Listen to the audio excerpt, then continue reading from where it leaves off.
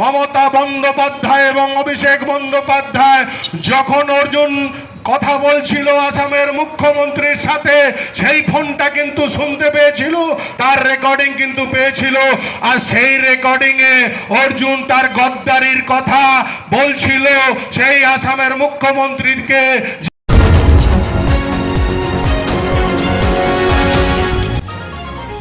আপনারা দেখছেন এইকাল.in, সঙ্গে থাকুন, ভরসা রাখুন।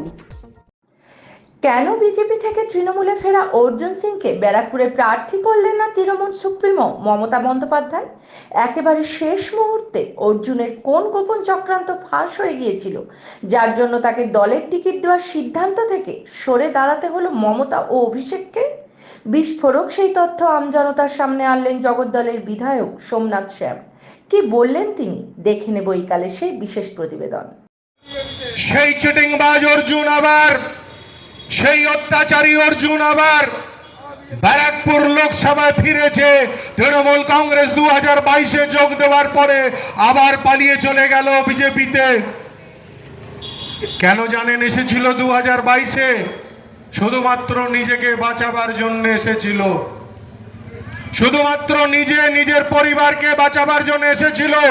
ভাটপাড়া নৈহাটি কোঅপারেটিভ ব্যাংক, যে ব্যাংক থেকে দুর্নীতি করেছিল কোটি কোটি টাকা, সেই টাকার যে কেস হয়েছিল, সেই কেসে 409 ধারা যখন লাগে এবং ওনার পরিবারের প্রত্যেকটি মানুষ যখন ওয়ারেন্ট ছিল তাদের নামে, তার ভাইপো যখন জেলে যায় ভাটপাড়া নৈহাটি কোঅপারেটিভ কেসে, তখন তিনি নিজেকে বাঁচাবার জন্য 409 কেস থেকে তিনি তখন আবার তৃণমূল কংগ্রেসে মমতা বন্দ্যোপাধ্যায়ের পায়ে হাত দিয়ে ক্ষমা চেয়ে তৃণমূল কংগ্রেসে ফিরে আসে।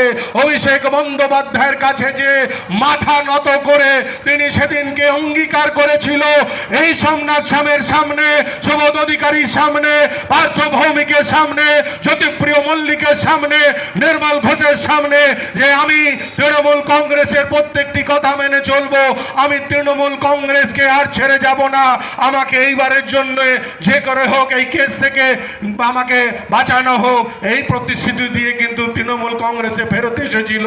আবার টিকিট না পাওয়াতেই পালিয়ে চলে গেল বিজেপিতে।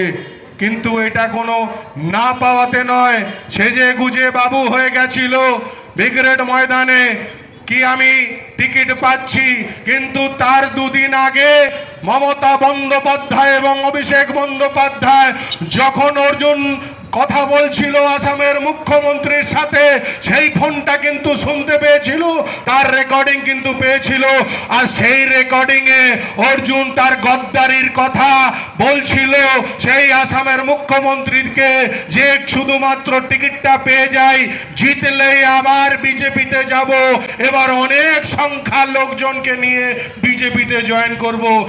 ব্যারাকপুর থেকে শোভনলাল রাহার প্রতিবেদন, এই কাল।